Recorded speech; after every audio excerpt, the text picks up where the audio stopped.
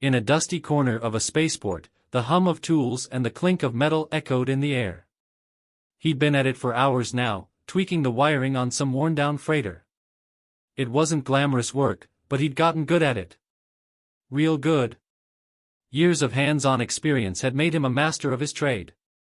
Not the kind that drew attention. Not the kind that people noticed. But the kind that kept things running when no one else could. He didn't have a name people whispered about, no stories of heroics or glory attached to him. Just a mechanic. One who'd seen things others hadn't. And one who worked quietly, with a relentless focus, fixing everything that came his way.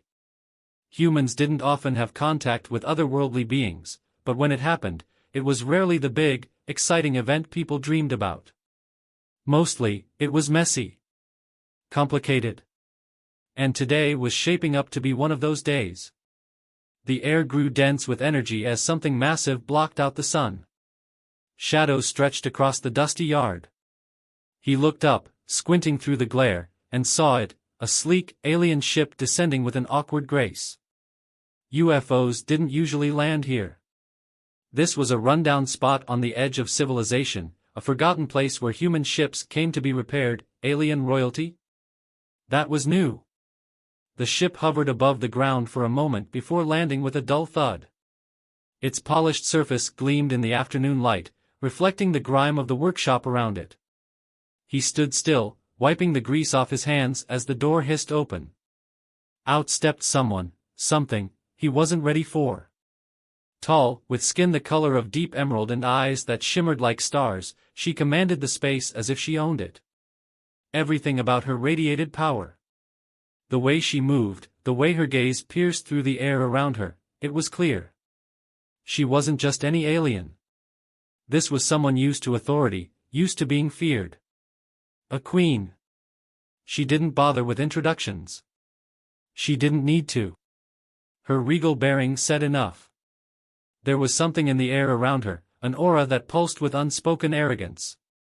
She glanced at the mechanic as if he were little more than an insect beneath her notice. Her lips barely moved as she spoke, and the words that came out were clipped and sharp, slicing through the thick atmosphere between them. My ship needs repairs. Immediately. He blinked, absorbing her presence. She didn't ask if he was qualified. She didn't care. In her eyes, he was nothing more than a primitive tool, something to be used and discarded when done. His gut reaction was to walk away. He didn't need this. But something in the challenge intrigued him. Here she was, stranded in his territory. She didn't know it, but she needed him. And that thought, that tiny realization, shifted something in him. He crossed his arms, leaning against the workbench behind him.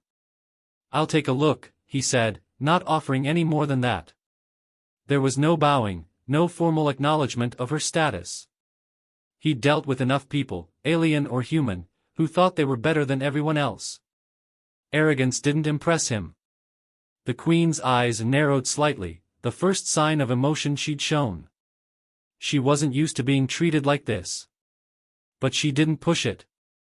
There wasn't time, and she knew it. He could see the tension in her posture. Something was wrong with her ship. Something urgent. They walked toward the UFO, its towering structure casting long shadows over them. As they reached the base, he began examining the exterior, his experienced eyes quickly identifying the signs of stress in the hull, the faint traces of power failure radiating from the core. This was high-tech, way beyond anything human-made. Yet, in its own way, it was familiar. Machines were machines. He could understand them, even when their creators thought themselves superior. This thing seen better days, he muttered, more to himself than her.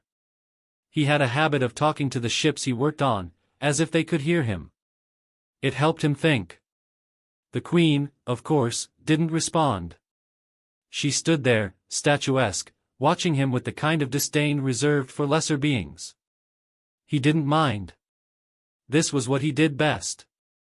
And no matter how advanced this alien ship was, it had one thing in common with all the other ones he'd fixed: it was broken. And he could fix it. The initial inspection was enough to confirm what he already suspected.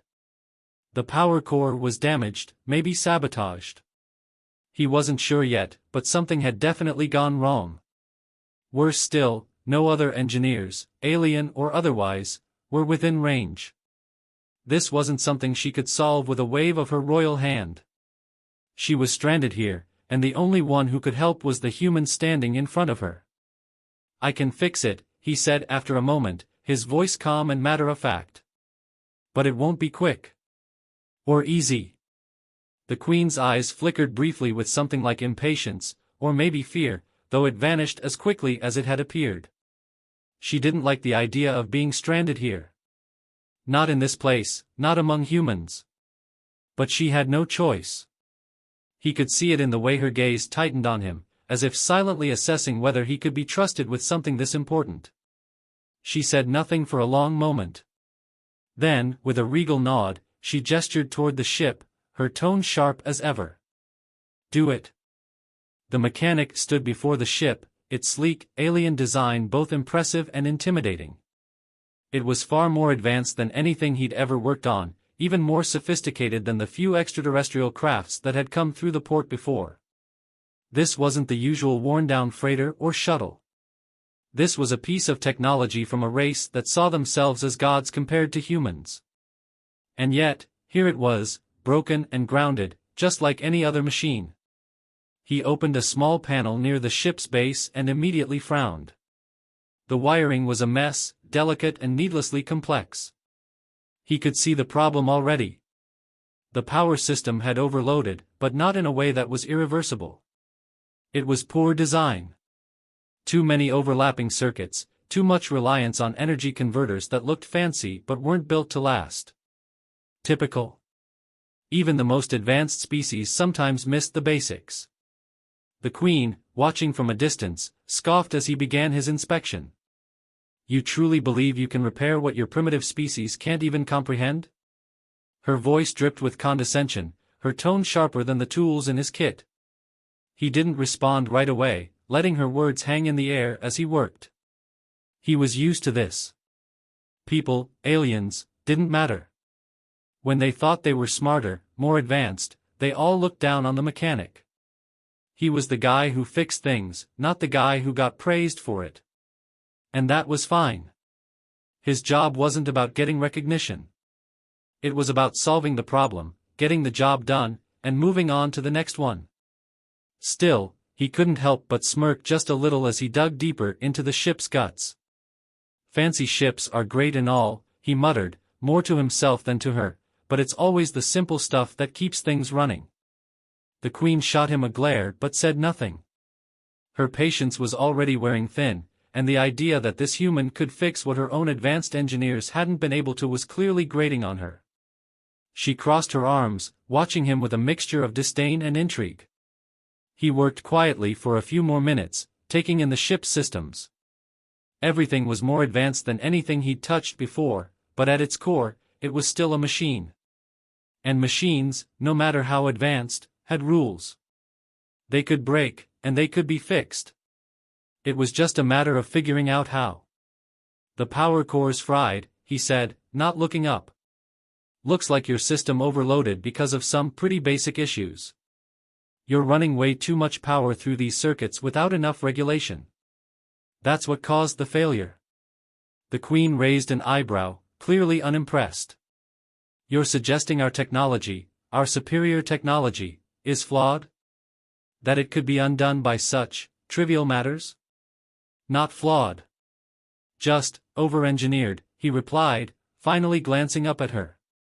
"You've got a ship that looks impressive, but it's built like a house of cards. One wrong move, and the whole thing comes crashing down." She bristled at his words, but there was no denying the truth in them. He could see it in her eyes. She hated it, hated that a human could point out something so obvious. But at the same time, there was a flicker of acknowledgement. Whether she liked it or not, she needed him. He set to work. The tools he had weren't designed for alien tech, but that had never stopped him before. Improvisation was his bread and butter. He pulled out a soldering iron, along with some basic circuitry, and began patching up the damage. It wasn't pretty. It wasn't going to win any awards for elegance. But it would work. Careful, he muttered to himself as he rerouted a few lines of power. He could feel the ship's energy thrumming beneath his fingertips, delicate but powerful. One wrong move, and it could fry everything. But he didn't make wrong moves. Not when it counted. "What exactly are you doing?" the Queen demanded, her voice cutting through the quiet. "Fixing your power system. Like I said, it's over-engineered. You don't need all this extra wiring and fancy converters. I'm simplifying the flow, keeping it straightforward. Might not look as flashy when I'm done, but it'll work. And it won't break down the next time you push it too hard." She watched him in silence after that, her regal posture still rigid, but there was a slight shift in her demeanor. He could feel her skepticism, but it wasn't as sharp now. Somewhere beneath the arrogance, there was a glimmer of curiosity. As he continued working, he talked through the process, partly for her benefit, but mostly because it helped him think. He explained how he was bypassing unnecessary circuits, how he was reinforcing the core with basic materials. "You've got all these fail-safes built in," he said at one point, "but none of them are doing you any favors. Sometimes simpler is better. You're trying to do too much with too little." "And you believe your crude methods are an improvement?" she asked, her tone still sharp, though less biting than before. "I believe they'll get you flying again. That's all that matters right now." Minutes turned into an hour as he patched things up, made adjustments, and checked the systems. By the time he finished, sweat dripped down his face, but he felt the satisfaction of a job well done. He straightened up, wiping his hands on his work pants, and turned to the Queen. "Try it now." She didn't respond at first, only eyed him warily before turning toward the ship's control panel. Her fingers danced over the sleek, alien controls, and for a moment, there was nothing. Just the quiet hum of the spaceport around them. Then, slowly, the ship's systems began to power up. Lights flickered on, the hum of the engines growing louder, more stable. The ship was coming back to life. The Queen glanced at him, a look of begrudging respect in her eyes. She didn't say it, but he could tell. She was impressed. Not that she'd admit it aloud. Not yet, anyway. "You did it," she said finally, her voice softer now, though still holding that edge of superiority. He shrugged. "Told you I could. Machines are machines. Doesn't matter who made them." There was a pause, a moment ere the air between them seemed to shift.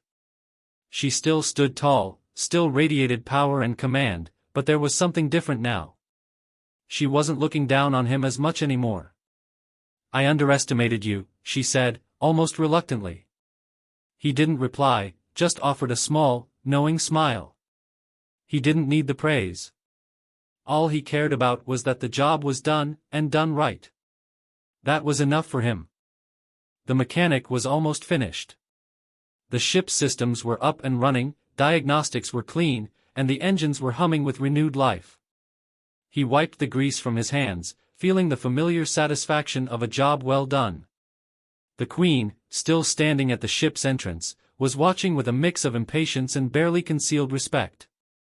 She hadn't said much since the repair process had started to show results.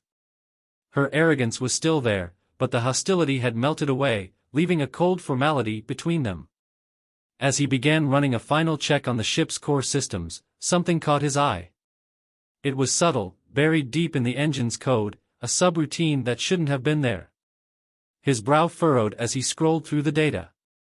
This wasn't a malfunction. It was deliberate. His heart sank as he recognized what it was: sabotage. His mind raced. It was a time trigger, likely set by someone who had access to the ship before it ever landed here. A rival faction, maybe. Sabotage like this was precise, designed to activate once the ship reached a certain altitude. Once it did, the power core would overload, causing an explosion large enough to disintegrate the ship and everything around it. Including the Queen.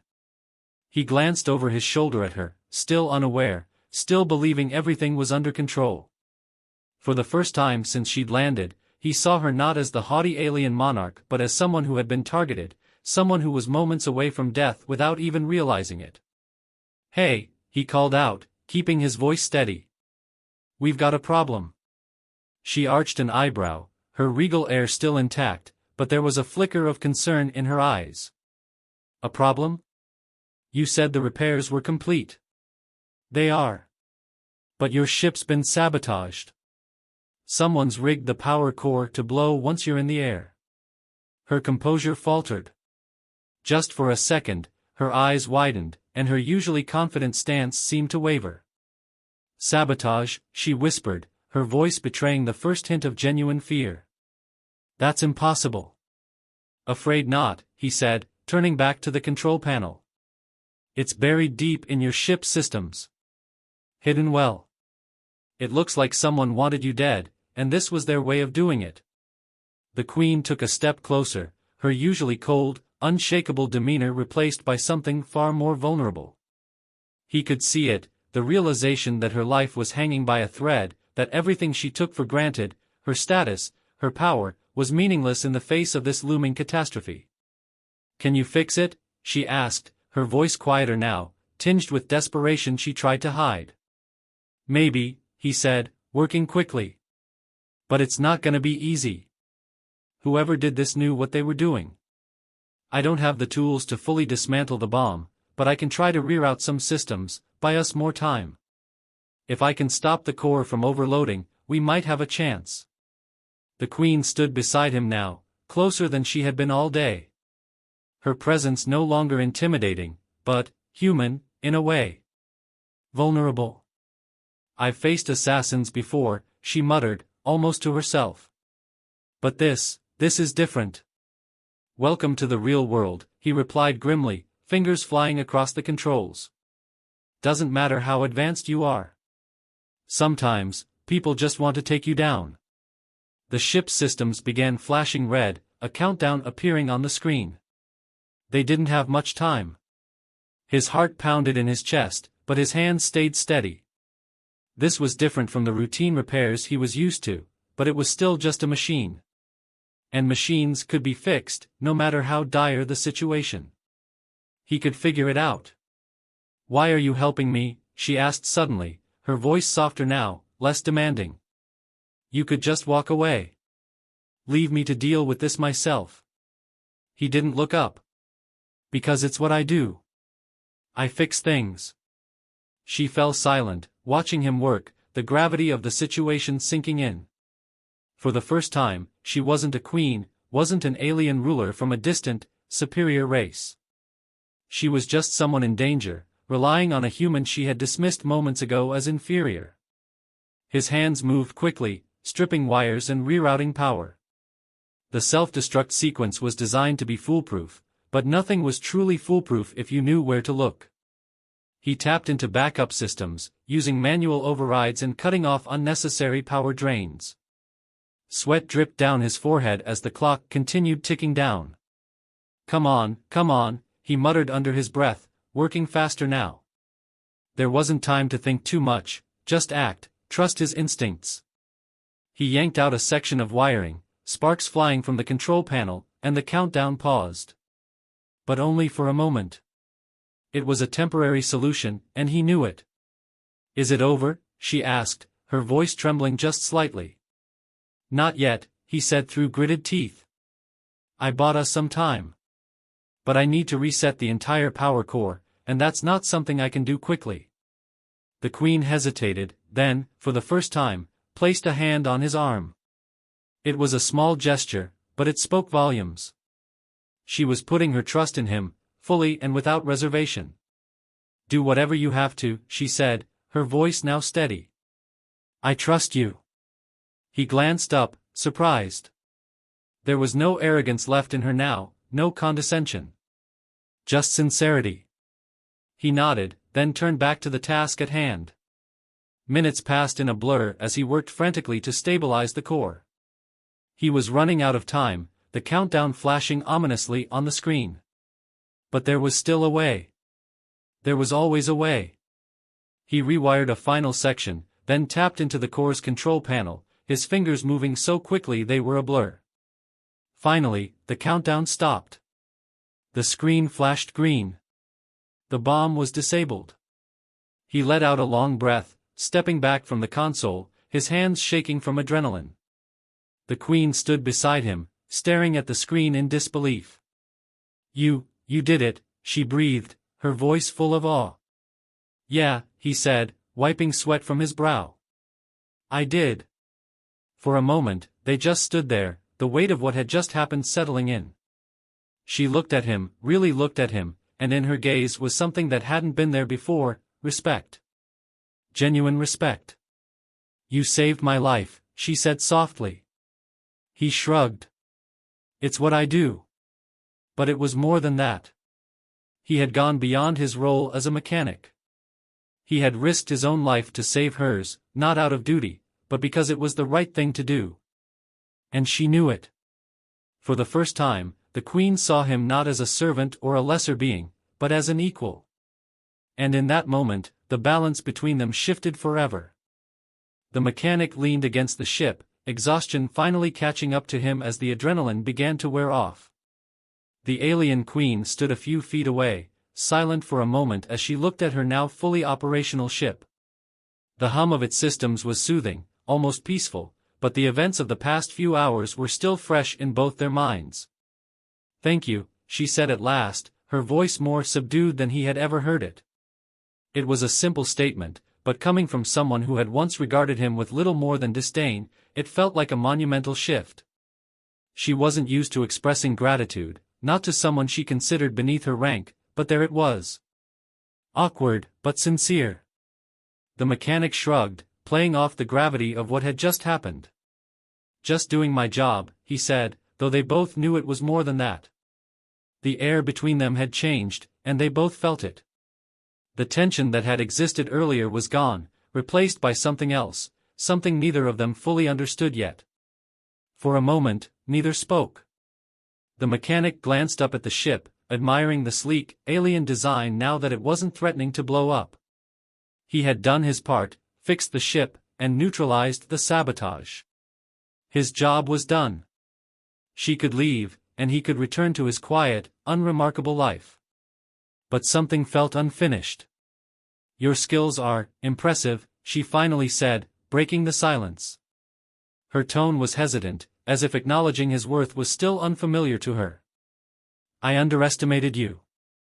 Most of my kind would have dismissed you outright, but," she trailed off, her gaze lingering on him. "I was wrong." He raised an eyebrow, still not used to hearing her admit such things. "I get that a lot," he replied with a small, wry smile, trying to lighten the mood. The Queen stepped forward, her regal demeanor softening just a bit. There was a weight to her next words, something that made him stand up a little straighter. "You saved my life today," she said, her voice low and serious. "More than once, in fact. And you did so without expecting anything in return." He shrugged again, though he could feel the tension building. "It's what I do. Fix things. Besides, letting you blow up didn't seem like a great idea." She ignored his attempt at humor, her eyes locking onto his with a new intensity. "I have something to offer you in return," she said, her voice quieter now, as if she were weighing each word carefully. "Something more than just gratitude." The mechanic frowned, unsure of where this was going. "I don't need anything," he said, suddenly feeling uncomfortable with the shift in tone. "I'm just glad you're safe." "I don't offer this lightly," she said, stepping even closer. "What I'm about to ask you is unconventional." He swallowed, suddenly feeling like the ground beneath him was shifting. "What do you mean?" The Queen took a breath, as if bracing herself. "Marry me." The words hung in the air between them, surreal and impossible. He blinked, certain he had misheard her. "What?" "You heard me," she said, her voice steady now, the regal confidence returning. "Marry me. Become my royal consort and join me in my empire. I need someone like you, someone with your skills, your resourcefulness. You saved my life today, and I believe you could do much more for my people." He stared at her, his mind spinning. Marry her? She couldn't be serious. He was just a mechanic, a human from a backwater planet. What would he even do in an alien empire, let alone as her consort?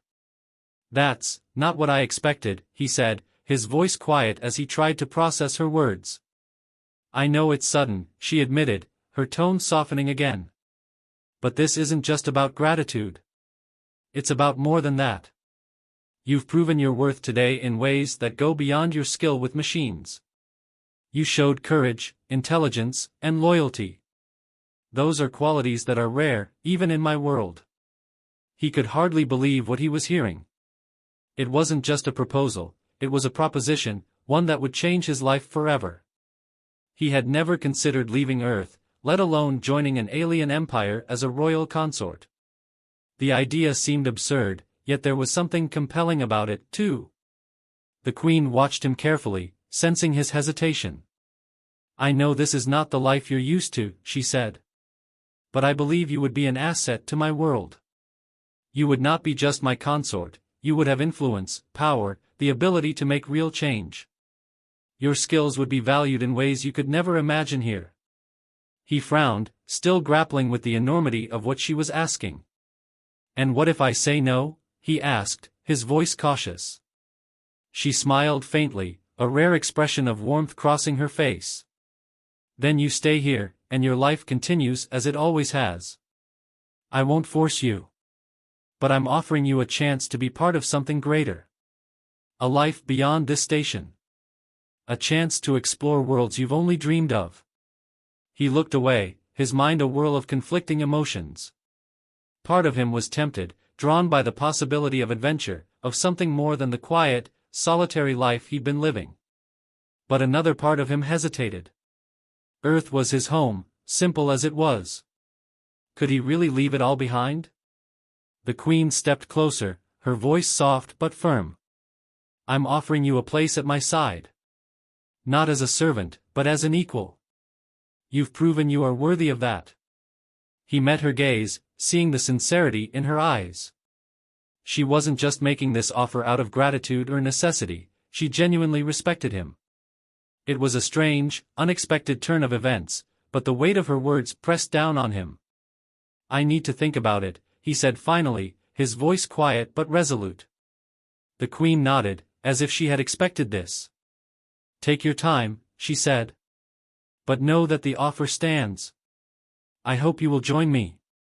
With that, she turned and walked back to her ship, leaving him standing there, alone with his thoughts. The decision weighed heavily on him, the choice between the life he knew and the one she was offering, a life that could be far more extraordinary than anything he had ever imagined. The mechanic stood there, staring up at the ship as its engines hummed quietly, ready to depart. His mind was spinning, filled with everything that had happened. Only hours ago, he had been just a guy working at a small spaceport, fixing old and worn-out ships. Now, he was faced with a choice that could alter the course of his entire life. He exhaled deeply, rubbing the back of his neck as he thought over the Queen's proposal. The offer she had made was tempting, in a way he hadn't expected. Marry her? Live among the stars? It sounded like something straight out of one of those old adventure stories, the kind you hear but never believe. And yet, here it was. Real. Tangible. He knew what staying here would mean. He'd go back to the same routine, working on ships, keeping his head down, living his quiet life. It wasn't a bad life, but now, after everything he had experienced, it felt small. He had glimpsed something larger, something more. And then there was the Queen. Alien royalty, with an ego to match her status, and yet, she had changed. She had come to respect him, even rely on him. In some ways, he had earned her trust more deeply than anyone from her own world ever had. It wasn't just about fixing her ship anymore. It was about something bigger, about proving that humanity had value in a universe full of more advanced species. Could he really leave this behind? Could he walk away from the chance to be part of something much greater than himself? Or would he be giving up too much, abandoning the simple, grounded life he had always known? He glanced back at his workshop, the place that had been his entire world for so long. The tools, the ships, the greasy workbenches, they were part of him. They were comfortable, familiar. But now, they seemed smaller. Like a cage he hadn't realized he'd been living in. He turned back toward the ship, the sleek lines of its hull gleaming in the light. Whether he left or stayed, one thing was certain, this moment had changed him. He had done something remarkable, something no one would have believed possible for a simple human mechanic. He had earned the respect of an alien queen and saved her life. That, in itself, was enough to prove humanity's place in the universe. It wasn't about marrying her, or even leaving Earth. It was about the fact that he had shown her, and her people, that humans were capable of far more than anyone had ever given them credit for. Whatever his choice, the future was bright. He could feel it. Maybe he would leave. Maybe he would stay. But either way, the galaxy had taken notice of him, and of humanity. There would be other challenges, other adventures, no matter where he went from here. He had proven that humans could stand on their own among the stars. As the ship's engines revved up, the mechanic smiled to himself. Whether on this world or another, he knew one thing for sure, this was only the beginning. The UFO rose slowly into the sky, a streak of silver cutting through the atmosphere. Somewhere out there, the mechanic's legend would grow. And humanity, in all its ingenuity, courage, and stubbornness, was just getting started.